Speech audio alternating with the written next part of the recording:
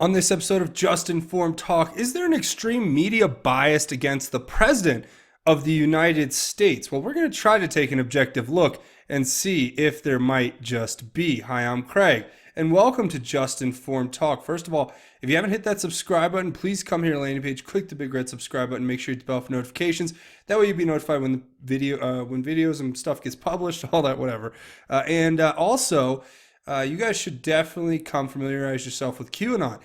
We have no new posts. We're kind of in a holding pattern right now. It's been, about a week. And I'm sure we're going to get something very special right before Christmas, but that's just me and my wishful thinking. But if you guys are scratching your head going, what is QAnon? What's this guy talking about? Come here, watch this video. It'll fill you on everything you need to know. And once you get an idea of what it is, you may want to come watch the rest of these videos, because they are packed full of incredible information that you're going to want to go check out. So, with that being said, let's go ahead and talk about what this video is going to be about. So, first of all, this video, as you heard in the title, we're talking about extreme media bias. I've been wanting to make this video for so long, and it's basically just kind of like a response video. When you watch the news and you watch the way that the press asks their questions and writes their articles, it just becomes so apparent. And then you have like these big tech companies who, basically aggregate the data in a way that makes it so, their favored news outlets become the most trusted, and the most trusted news outlets are usually, to me as an individual, in my humble singular individual opinion, are not trustworthy at all, because they don't have our best interests at heart. They're motivated by whatever, the corporate agenda they're trying to manufacture. And there's an extreme and pronounced bias against conservatives and the president, and basically a large portion of this country, in my opinion. This is just my humble opinion. So I'm throwing it out there, but I want to just go over some stuff. So first, I want to do this press briefing. This was with Sarah Huckabee Sanders today. And I want to go through this, and I'm going to kind of keep a running tally. What we're going to do, we'll watch. I'll kind of interrupt as the video is going. And basically, we're going to keep a running total of, how many questions are asked about, like, Russia and General Flynn, and how, it's all, basically how many questions get asked about that, as opposed to questions that are being asked about, like, substantive issues that, aren't based off of, these wild goose chases that have no bearing on it. Like, for instance, with the special counsel, all of this is much ado about nothing, in my opinion. The media is like, they've been grasping at all of these different things for so long that it's become the same show. And it's just running in repeat right now because they can't figure out anything else, and they don't have anything else. So the story just continues to morph into, oh, well, he's this. President Trump's this. Oh, well, he's not. Okay, well, then now he's this. And General Flynn, but look at General Flynn. He lied. Well, what did he lie about? Like, what was the context? Oh, well, it was a process crime. It was a 302 thing. That they ambushed him, whatever. Yeah. All right, so let's just do it. I'm going to stop talking, and we're going to start watching. And this is where the press conference starts. So if you guys are keeping track at home, I'm going to do my best to keep track here. With that, I'll take your questions. John? Is there a reaction to the delay in the Flynn sentencing and the rather unusual inquiry from Judge Sullivan this morning asking prosecutors if Flynn possibly committed treason? The delay is something between General Flynn and the courts, and that's something for them to determine what that timeline looks like. In the meantime, we wish General Flynn well, and we'll continue to focus on doing what we do here every single day. What about the inquiry as to whether he committed treason? Does the president see any reason why Flynn should be asked if he committed treason? I'm not aware of anything that we would know of that would indicate that. Certainly. All right, so obviously that's two questions right off the bat about Russia and General Flynn, and they even threw in the the latest MSM buzzword, treason. So yeah, there's two from Fox News and John Roberts. Let's just keep going because there's going to be a lot more, I'm sure.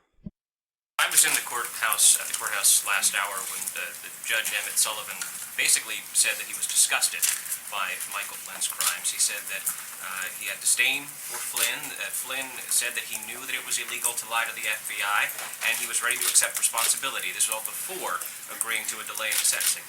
Given that, are you in a position now, or would you like to revisit your comments earlier today that the FBI ambushed Flynn here?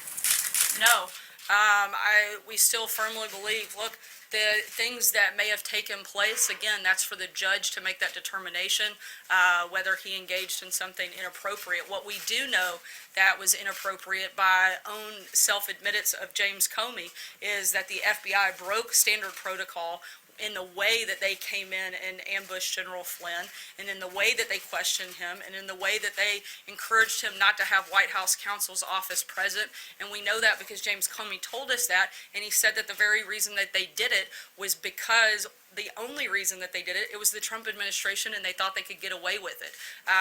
Those are facts, and certainly there may be other issues there, but that we don't have any reason to want to walk that back.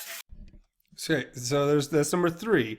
And I love the way she turned that around on him. You know, he made his little statement that, oh, the judge said this, the judge said that, which, by the way, if you guys don't know, General Michael Flynn was supposed to be sentenced today in his trial for lying to the FBI, and the judge basically gave him this, like, complete verbal, basically, undressing or whatever you want to call it, and told him that he thought he was it could be close to treason, because I think what the judge was doing is the judge was being hyperbolic in the sense of, emphasizing that, the reason why Michael Flynn got let go from the White House was because they said that he lied to Mike Pence, Vice President Pence, and it's all like this kabuki. It's political theater. And they obviously can't release a lot of the information surrounding Flynn's case, because wasn't the whole point for General Flynn, and not to be too long-winded here, but wasn't the whole point for General Flynn to lie to the FBI so that he could plead guilty, so that it would have to go to sentencing, so that they would have to enter evidence into the record that would show certain things? Wasn't that a part of all the plan from the get-go? I mean, if you guys have been following this from the beginning like me, correct me if I'm wrong, but that was originally the plan, as I, understood it, was that General Flynn, it was all set up so that he could go to court and have. Now, I'm not saying that he wanted to, have to like mortgage his house and go into debt, but I'm just saying that was a part of the original plan, and its adaptation, I guess. But, you guys let me know down in the comments what you think. Sager. Very quickly about Michael Flynn. He has cooperated with the special counsel's office and met with him 19 times. Is there a particular reason why the president has not said that he is a rat, the way that he has said that Michael Cohen is a rat for cooperating with prosecutors? Look, we know Michael Cohen to Number 5, or 4, excuse me. be a liar on a number of fronts, and the president's opinion is extremely clear on that front. I don't see any reason to go beyond that comment at this point. Thanks, Sarah. 2 questions for you on the government shutdown. First, can you clarify us the current White House position towards the continuing resolution that's floating up on the Hill? Is it a demand for $1.6 billion in border wall funding, or is it supporting a continuing resolution to take this matter up after the Christmas break? At this point, the Senate's thrown out a lot. I'd like to point out that was our first question that was not about Russia and or Flynn. Of ideas. We're disappointed in the fact that they've yet to actually vote on something and pass something. So when they do that, we'll make a determination on whether or not we're going to sign that. In the meantime, we're looking at every avenue available to us possible. The president's asked every one of his cabinet secretaries to look for funding that can be used to protect our borders and for the give the president the ability to fulfill his constitutional obligation to protect the American people by having a secure border. So we're looking at the other options. In the meantime, we'll see what the Senate does, and we'll let you know when we have an announcement on that front. Second question. Sorry, Sarah, I'm gonna keep moving just because we're tight on time. Go ahead. So following up on that, there's other sources that could potentially pay for the wall. Which agencies are you looking at? You've mentioned DOD. As I said, we're looking at, the president's asked every agency to look and see if they have money that can be used for that purpose, and that's exactly what we're doing. 2 questions that were not about Russia or Flynn. You know, I might be wrong. We'll have to wait and see how this all wraps up. They can find that money. Does that mean the president would accept a budget proposal that does not include any money to fund new border wall construction? Once again, we want to see what the Senate can pass. They've thrown out a lot of ideas. They've yet to take a vote. Once they do that, we're disappointed in the process and their inability to put something forward. Once they make a decision and they put something on the table, we'll make a determination on whether or not we'll move forward on either a short-term or long-term friendly bill. Look at that. So now we have had 4 questions about Russia and Flynn, and we've had 3 questions about border wall and how it's going to get through Congress. I'm feeling quite optimistic right now. I'm sure nothing in the next 10 minutes is going to completely dash all hopes I would have of being proven wrong in my original theory that I put forth in the beginning, that there is a media bias. So we'll go ahead and keep watching. Sorry, Joe, I'm going to keep moving. Josh, go ahead. Michael Flynn today tweeted that he did lie to the FBI and so Michael Flynn again. Jeez. All right. So that's number 5. Let's see how many questions this guy gets to ask about Michael Flynn. I'm sure it's going to be just this one, right? and that he was working for foreign government during the campaign. Does that concern the president? I mean, he seems to be concerned that Michael Cohen is a liar. Does he concern that one of his top aides lied to the FBI and was working for a foreign government? Not when it comes to things that have anything to do with the president. The activities that he has said to, and we'll let the court make that determination, to have engaged in don't have anything to do with the president. Let's remember what the whole thing that this started is supposed to be about. It's whether or not Russia influenced the election and whether or not the president had anything to do with it. We know that that Russia tried to create chaos within the election, but certainly not that they actually impacted it. The only reason that the president is the president is because he was a better candidate and beat Hillary Clinton. We also know that the president never colluded with Russia. So that's the whole reason that we have this, and we know those things to be false. Thank you, Sarah. That's perfect. I'm sure that was a perfectly satisfactory answer, and that reporter will not have any more follow-ups. Let's see. Is the president concerned that Michael Flynn lied to a representative of his own government and was working for another government during the campaign? Is that concern him or not? Look, there's Again. All right, so that's number 6. If you guys are keeping track at home, so we've had 6 questions about Russia and Flynn and 3 questions about other stuff. All right, I believe in the press. Let's give them the benefit of the doubt. I'm sure the next line of questioning will not have anything to do with just particularly Russia and maybe some more broad issues that we all want to talk about. Let's watch and see. There's certainly concern, but that's something for the court to make that determination, and we'll let them do that. Positive comments about him when he's pleaded to this. Again, we're going to let the court play that out, and they'll make a determination on whether or not he engaged in something right or Why wrong. is the president making positive comments about him, given these things that he's pled guilty to? It's perfectly acceptable for the president to make a positive comment about somebody while we wait to see what the court's determination is. Like, I'm going to go ahead and mark that down as 4 in separate questions. So now, if you guys are keeping track at home, we have actually 8 Russian questions and 3 other questions. I'm sure the next one's going to be about something really important that the American people really need to hear about. Ask you about a tweet that the president sent out earlier today as he continues to vent frustration about the Federal Reserve. He said that he hopes the Fed reads the Wall Street Journal op-ed. Part of the Now, I like this question because it starts off with President Trump tweeting at the Fed. It can only get better from here, and I'm going to go ahead and I'm going to mark this as an other question already. So, we're actually not doing that bad. We got 4 questions about substantive issues, and we have 8 questions about Russia and Flynn. So we're not totally lost yet. Let's hear where this question goes. op-ed, the Journal points out that U.S. growth might be slowing. The president's tariff battles have reduced investment. Housing and autos are down, and there's a few cracks showing as well in the credit markets. When the president talks about the Fed, is he just venting at this point, or is he genuinely worried that if there is a rate hike tomorrow, that the economy will slow down?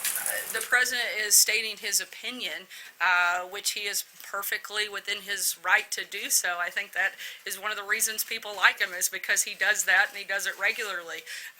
He's been very clear about what his position is, while at the same time he understands that the Fed is an independent agency.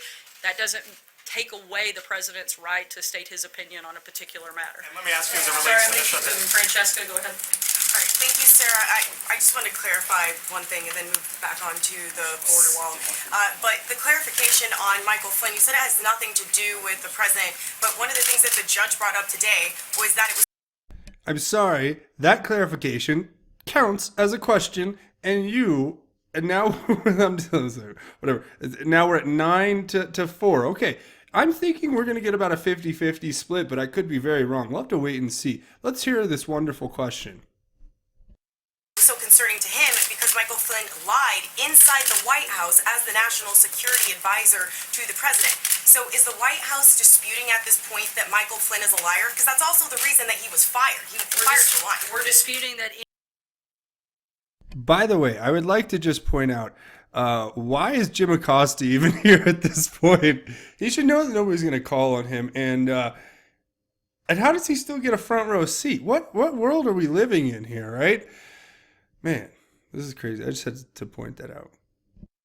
Disputing that any actions he engaged in had nothing to do with the president. That just because maybe he did do those things, but that doesn't have anything to do with the president directly. Okay, when it comes to the border wall, today on television, you mentioned that the president would be willing to accept $1.6 billion for the wall, the way that I understood it when you said it, and also that plays into a broader $25 billion bill over 10 years. Is that what the White House's current offer is to Capitol Hill, that it would accept?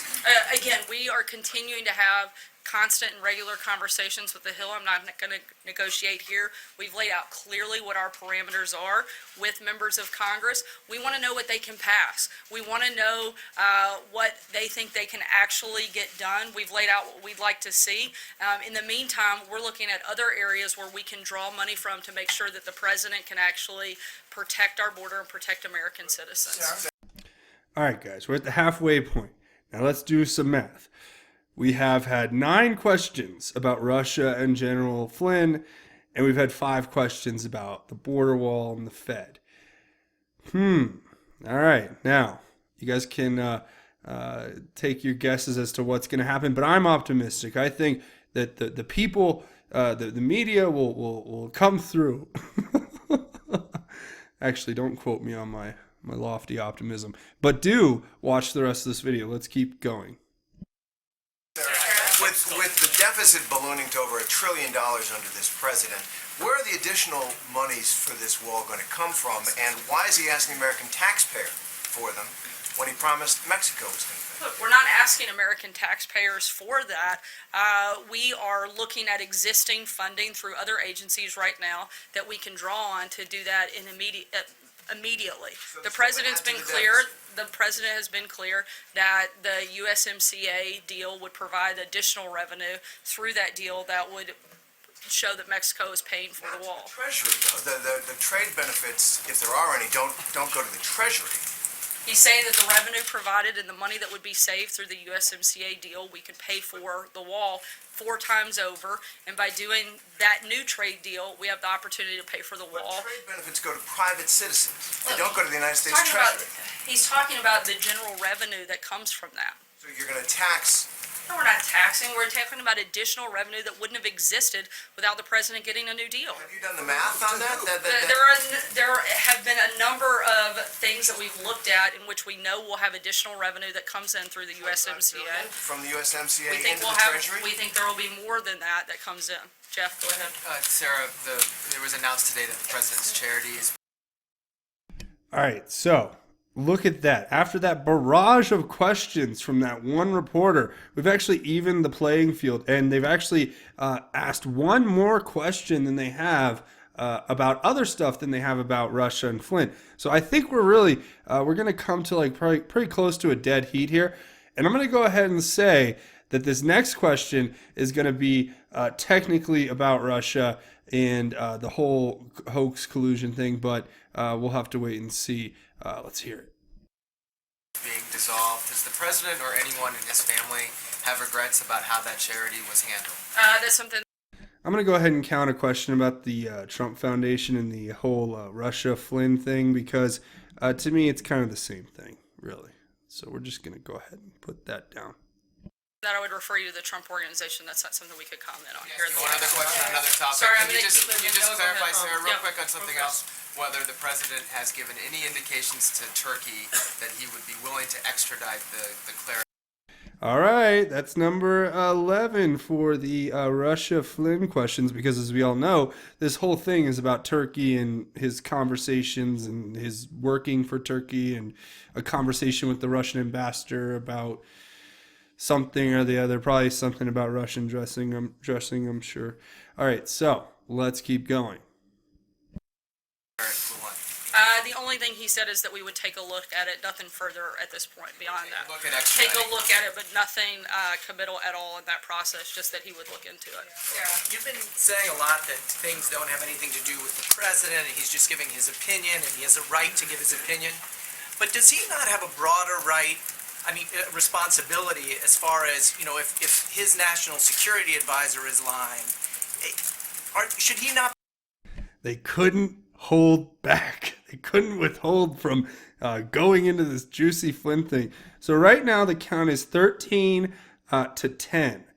So we're actually at an imbalance here where this may actually show there's a bias. Now, I'm not saying that this one example is the rule. The example doesn't set the rule.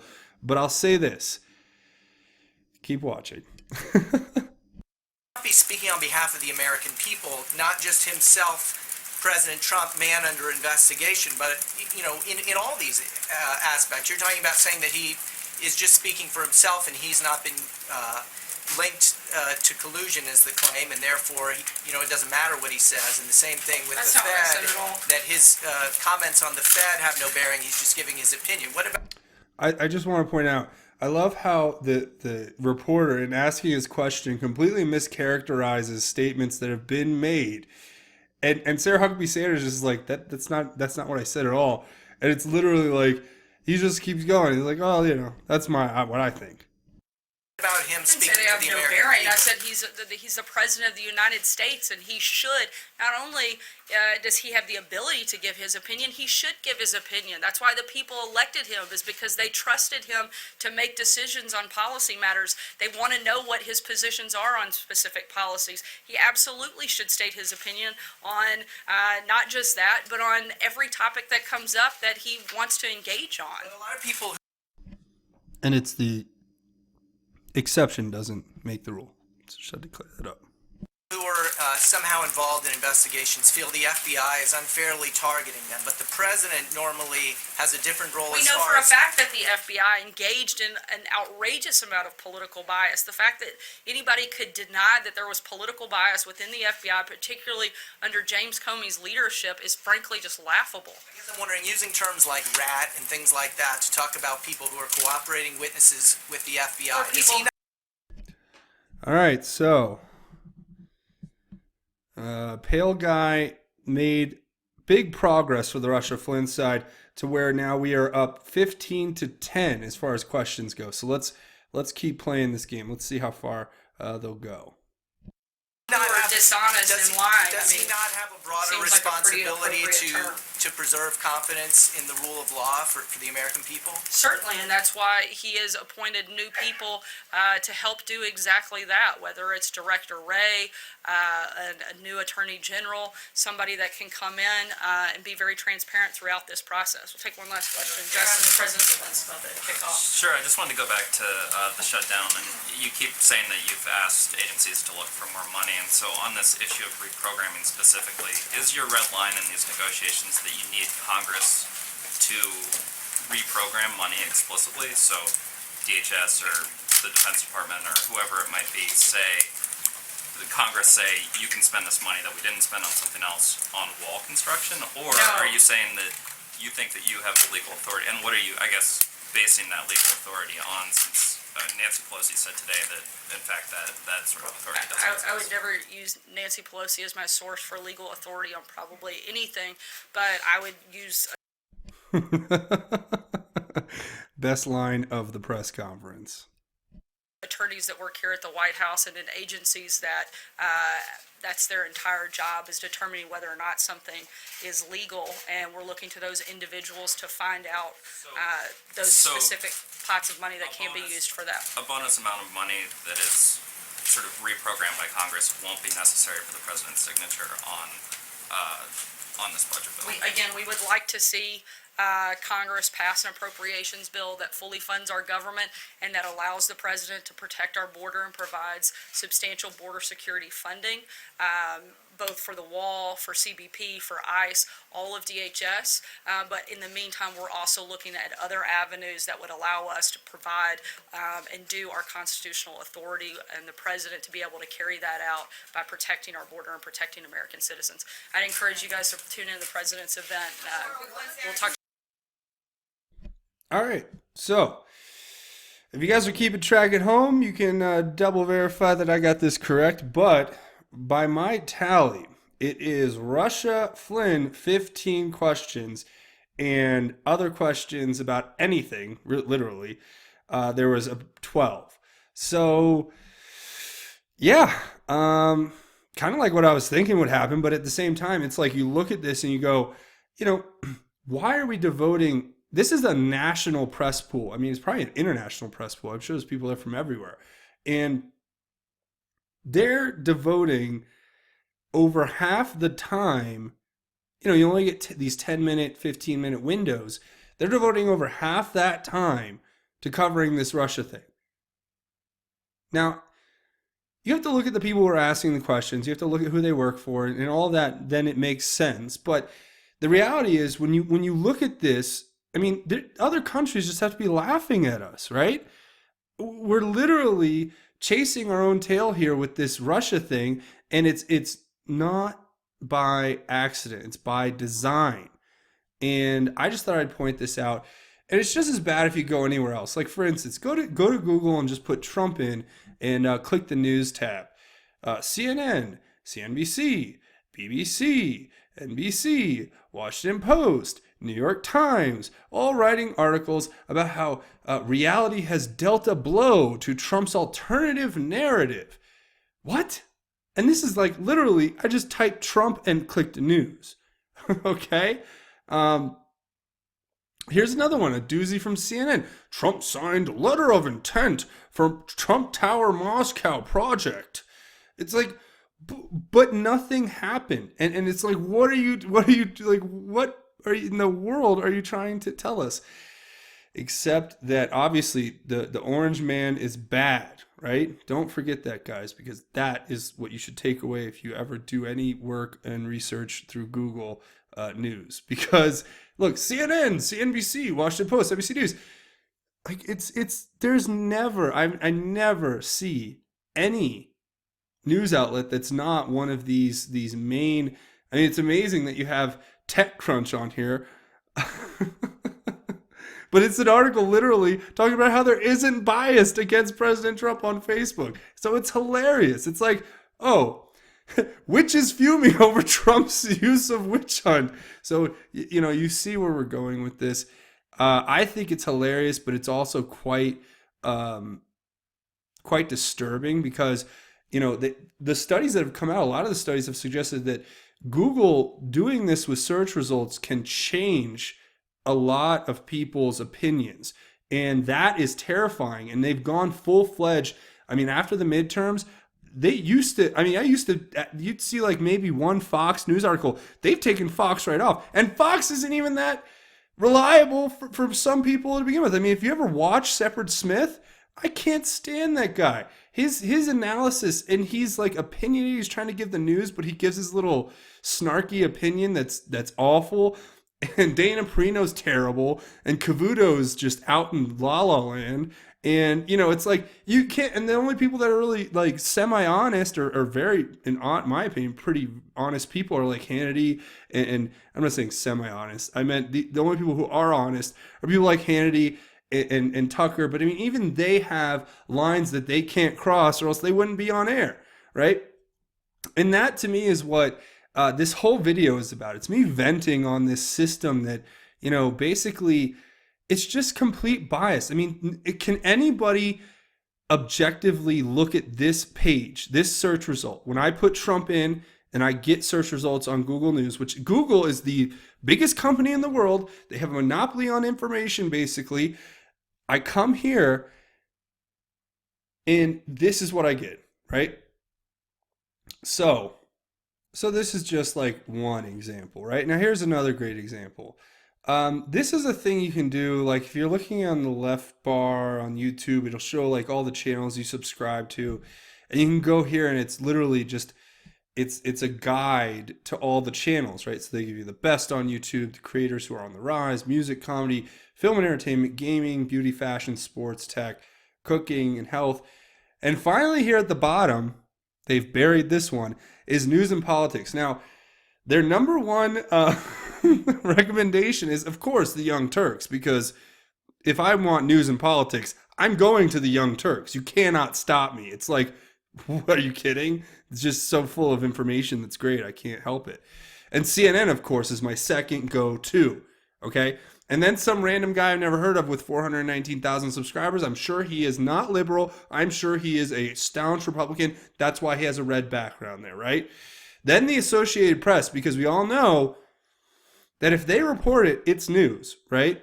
And of course, then BBC News, which, they're not doing anything to curtail freedom of speech in their own country. No.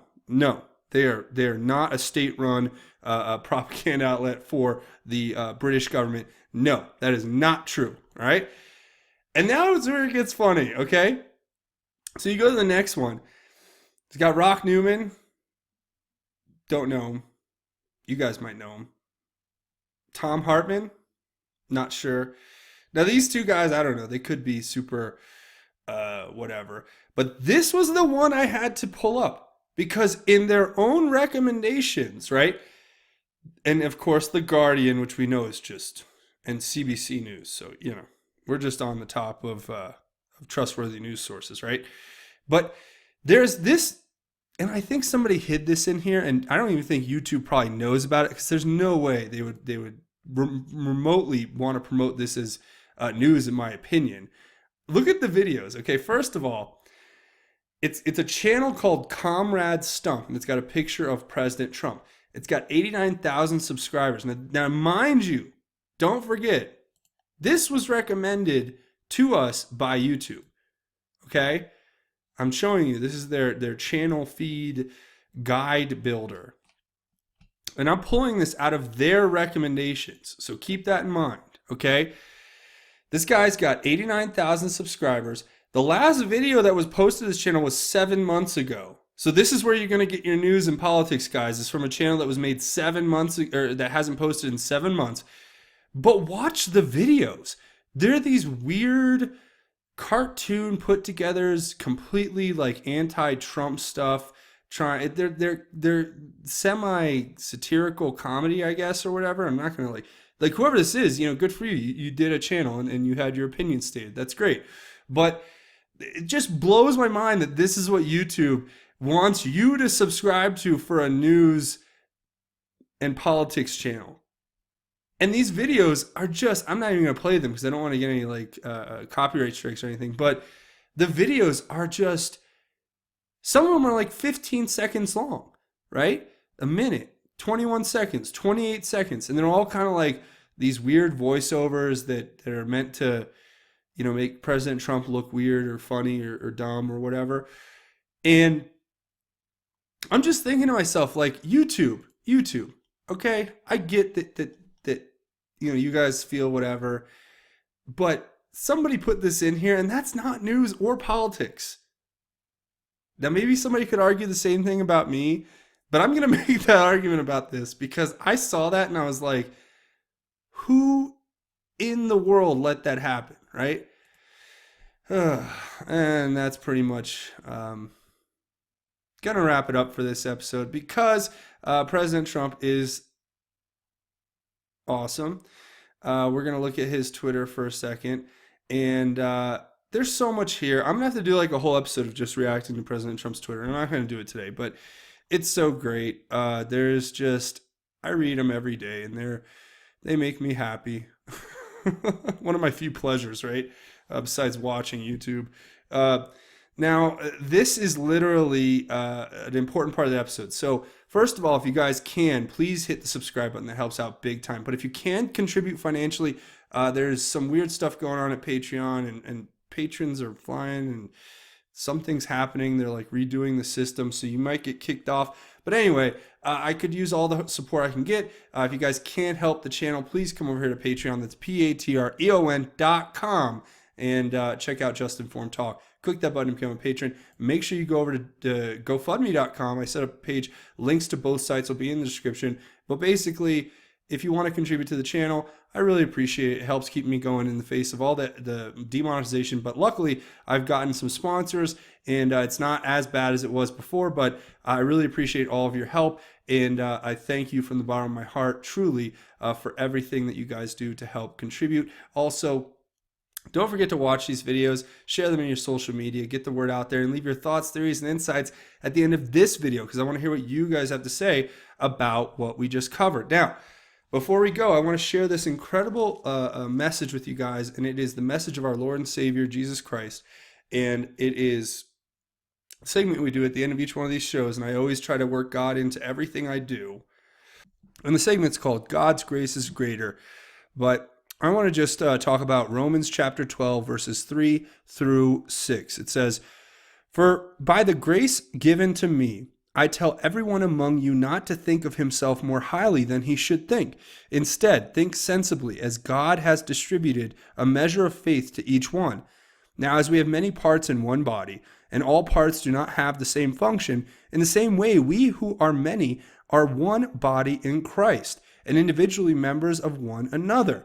According to the grace given to us, we have different gifts." And that's a message that we can take out into the world. We can put that positivity out there to remind us all that we're not these separate individuals. We're all one through the body of Christ, and we all share that common strength and the common gift of and blessings that have come through the sacrifices made by Jesus through his sacrifice that he made on the cross for our sins.